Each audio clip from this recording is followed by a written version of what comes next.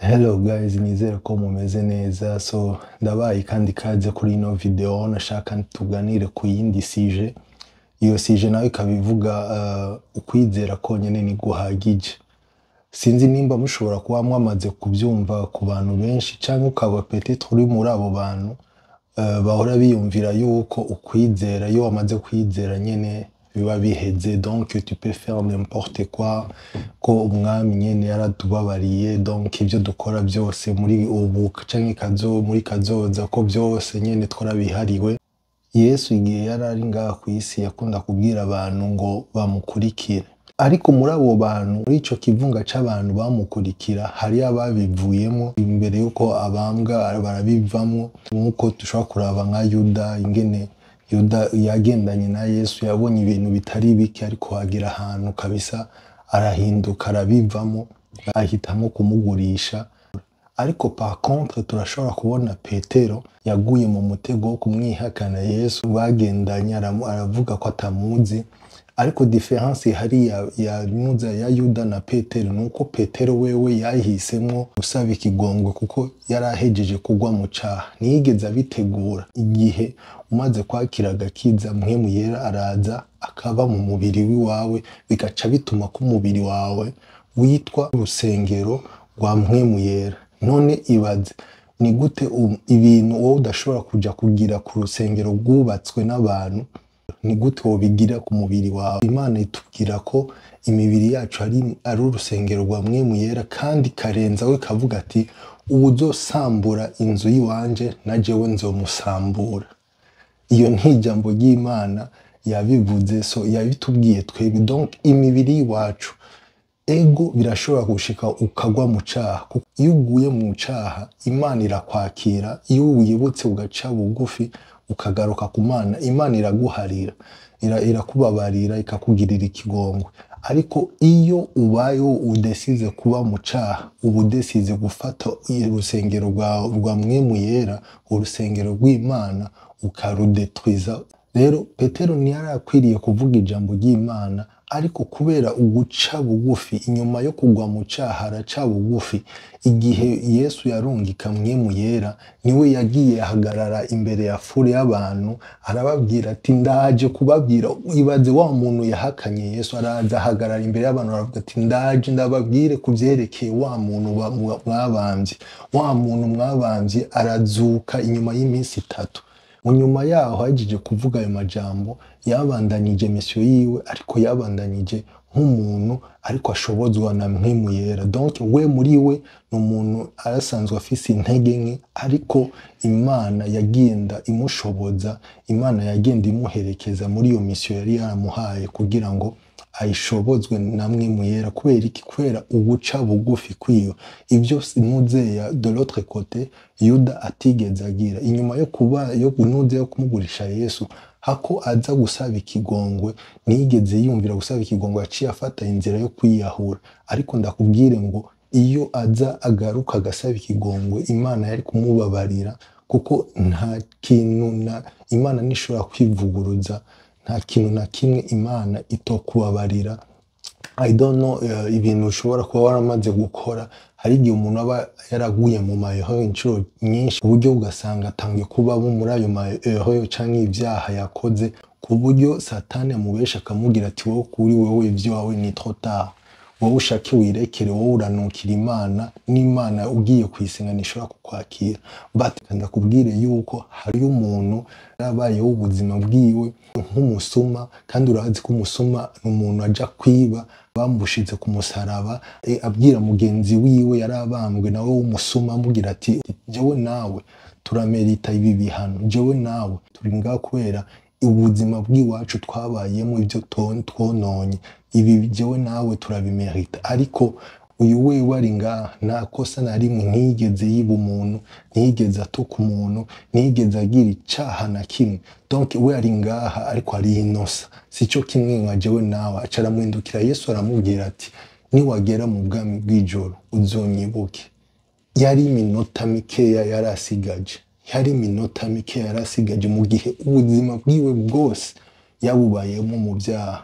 Ariko kuba yaragize iyo act yo kumuvugisha Yesu, yo kwemera agaca bugufi muri we, Yesu arahindukira aramubwira ati ndakubwiza ukuri uno munsi nyene jewe naho turaza kuba turi muri paradis. Mbega ubuntu, mbega ubuntu. Rero ndakubwire muntu w'Imana, sinzi peut-être ivyo waciyemo ukuntu bingana, ibyaha ushobora kuba warabayemo ingene bingana, ariko ndakubwire ngo nta byaha Imana idashobora kukubabarira. Vyoba bingana kose, ico Imana ishaka nuko uca bugufi ukaba sincere mu mutima wawe, ukayisaba imbabazi, nayo nyene iri capable yo kukuvyura aho uri kaguhereza inkomezi. Rero ngarutse muri sije y'iwacu, nashaka nsome muri Yakobo 2:14 ahantu handitse ati ngo vyomara ikiga bene data namba umuntu avuga yuko afise ukwizera atabikorwa akora, mbega ukwizera koshobora kumukiza? Aho ni muri Yakobo 2:14. Nimba ufise Bibiliya yawe urashobora kuraba uwo murongo ndiko ndavuga, ukashobora no kuraba na chapitre yose. So ari abantu benshi bahora bakonsidera bakaja muri Roma 3 aho Paulo yariko aravuga ko ibikorwa by'iwacu sivyo biza bikatuvugira bigatuma Imana iduharira. Ariko muri iyo contest abantu benshi barafata ko kanuze, niyo mpamvu abantu benshi bagomba kuza barisomera amabible, kuko bigutumye uyoba canke utamenya ukuri kwihishije inyuma n'impamvu uwo muntu yaravuze iryo jambo. Aho hantu hari yanditse yuko abantu ibikorwa atari byo bibavugira imbere y'Imana. Aho hantu Paulo yariko arexplica abwira abantu bishimiriza ibikorwa byabo bakora, babandi nka aho bica bintwara kuri bajya abantu babiri bagiye imbere y'Imana nyene bagiye gusenga. Umwe yari umufarisayo, aravuga ati jewe nama nisonzesha 2 mu ndwi, nama ntanga ibigira ibaza imbere y'Imana, ariko aravuga ibintu akora, avuga nyine ukugororoka kwiwe Jean, ibintu akora. Araheza kuvuga iryo sengesho ryiwe, ariko uwari ari iruhande rwiwe ntiyabasha no kunamura amaso hejuru, arikubita mu gatuza avuga ati jewe Mana simbere no kukuraba, numva nyine fisi isoni ibyo ndikunda nivyo nagize, ndafise isoni ibikorwa by'iwanje, ndicuza, ndasabye ungirira imbabazi. Ijambo ry'Imana iravuga yuko abo bantu babiri basubiye inyuma, uyu wagira kabiri niwe yababariwe ibyaha byiwe. En fait si kubera ngo ujya wundi muntu ivyo ariko aravuga yariko arabesha, yego yarisonzesha, yego yatanga ivyo bigira 10 byiwe, ariko ico Imana ashaka kutwigisha nuko ivyo bikorwa ukora ni waza imbere y'Imana ari byo uri kurerekana, mu gihe Imana ariyo yakubwiye gukora ivyo bikorwa, hamukacuza uyishimiriza ivyo yagutumye gukora canke ivyo yagushoboje gukora. Muri ico gihe uri kuraja inyuma y'ukuri, muri ico gihe uri kuravuga ati ni jewe navyibwiye, ni jewe nabikoze, ni jewe navyishoboje. Donc uri kubashaka kuvuga ati uri kurerekana ego ibikorwa ariko bidafise ukwizera kw'ijambo ry'Imana ritwigisha guca bugufi, ikatwigisha uko ibyo dushobora tubishobozwa nayo. So ni byiza kwatira attention ivyo ijambo ry'Imana ivuga. Niyo mpamvu Yesu yabwira abantu nibamukurikire, ofite ntiyababwiye ngo bamukurikire ko yari afise sinzi ville yashaka kubatwarayo, ariko yashaka ngo baze bamukurikire kugira ngo babone ibikorwa ariko aragira. Ni ukuvuga ko yaje ngaha ku isi kugira ngo acungure abantu, ariko imbere yuko ngishika ku musaraba, imbere yuko nshika muri rya etape yo gucungura abantu, I want you to follow me. Shaka yuko munkurikira kugira ngo murabe uburyo mugomba kubaho ngaha mu isi.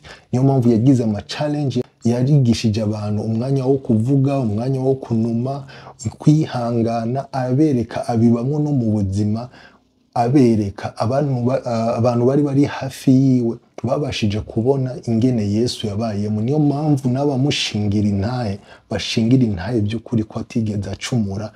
Si we nyene yabyivugiye, si we aje ngo yabyivugira, ariko n'abantu bose nabo bamushingiye intahe yuko by'ukuri uwo muntu ntiyigeze acumura. Niyo mpamvu no kugira ngo bashike ku nzira y'umusaraba byaragoranye kugira ngo bagire ikintu na kimwe bamwagiriza gifadika. Rero bisigura iki? Kwizera ni kimwe. Yesu wenyine aravuga ati intama ziwanje zirumva ijwi ryanje, kandi ibyo umwigisha akabizirikana mu mutima hama akabigenderamo. Ukwizera konyene kutari kumwe n'ibikorwa ntacyo kumaze. Na Abraham kugira ngo Imana imwite umugororotsi, imwite yuko by'ukuri yamwizeye, igihe yamuha Isaka urya mwana wiwe, yaramubwiye ati mume shaka kumuma, kandi mu kumubwira gutyo yabanze kwanza rareka aja kuri nuze igomba agire act, iramubwira ati hagarika ngaho, nuko Imana yashaka. Rero ni par exemple yuko ibi bintu byose tubona ngaha ku isi, yaba indege, imiduga, ikinga, ibintu byose, umuntu yakoze ikintu cyari cyo cyose tubora tubona ngaha, uwo muntu imbere yuko abikora ahagaze imbere yiwawe akavuga ati jewe ndi capable gukora nk'umuduga, uwo muntu wo muraba gute? Mu gihe uriko uramubona we izo evre nazo urabona, ariko niyo yontuma ntakubwira iryo jambo, iyo act akayikora, akaja muri laboratoire agakora agafata ibintu akabifatanya, hama avuye asohotse muri laboratoire akakwereka ikintu, niyo atokubwira wenyine urashobora kucuvuga ati uyu muntu muri we indani arafise ubushobozi bwo gukora iki kintu. Rero ukwizera, iyo umuntu wese avuga ko yizera, umuntu atabasha gushingirwa intahe yuko ubuzima bwiwe ariko arabamwo by'ukuri bugaragaza ukwizera kwiwe, ni ukuvuga ko uko kwizera kuba kuri muri wewe kuba gupfuye. Tanke woba uvuga yuko uri kurizera ariko ubuzima bw'iwawe bukaba ari ubuzima buriko burasambura ingoro ya mpwemu yera, ukwizera kwiwawe kuzoba gupfuye. Kwizera kw'Imana kugaragara muri demonstration, mu nyifato yacu y'ubuzima busanzwe bwa misi yose. So biri très important yuko abantu tuzirikana gutyo, kuko muri Bible ari ahantu handitse ngo uravuga yuko wizera yuko Imana iriho, n'amadayimoni aremera yuko Imana iriho kandi aranajugumira. None kubera ko amadayimoni ari amadayimoni, kubera ko amadayimoni atari iruhande y'Imana, kubera ko yatiburiwe hasi. Nigiye Yesu yarari ngaha ku isi yaravuze induru ati nguraje ngo nutugire nguje gute, kandi umwanya wawe wo kuza utaragera, kandi umwanya utaragera yuko uza kudutikiza. Ayo n'amadayimoni. Amadayimoni abandanya akora ikibi, abandanya azimiza abantu, abandanya atera abantu ingwara, akora ibibi kagushikaho Yesu azogaruka kugira gushiraho fe. Imana Data yonyene niyizi uwo mwanya wa nyuma aho umunyabyaha wa nyuma azokwizera umwami Yesu, and then Yesu azoza cafata isengero. Abantu bamaze kwiga ibintu byinshi mu ijambo ry'Imana, bamaze gutahura yuko bagomba kugendera mu nzira y'Imana, bagwe mu mutego wo kugira ubwibone.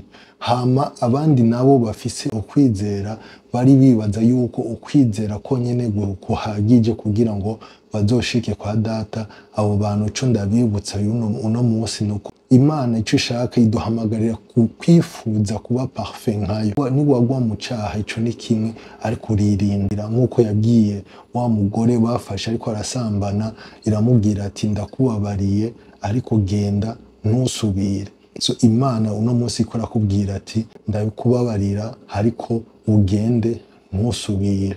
So ugende, Imana yonyene nizo ugenda igushoboza, kuko ubandanye uri umuntu, ariko niwemere yuko Satani agusubiza mu cyaha ngo ubandanye ukibamwo, ariko umusaba Imana inkomezi yo kukurinda, yo kugushoboza kutagwa mu cyaha. Wank'icyaha Imana nayo nyene izogushoboza. Rero Imana ibahezagire, gushika ku yindi video ikurikira. Ciao.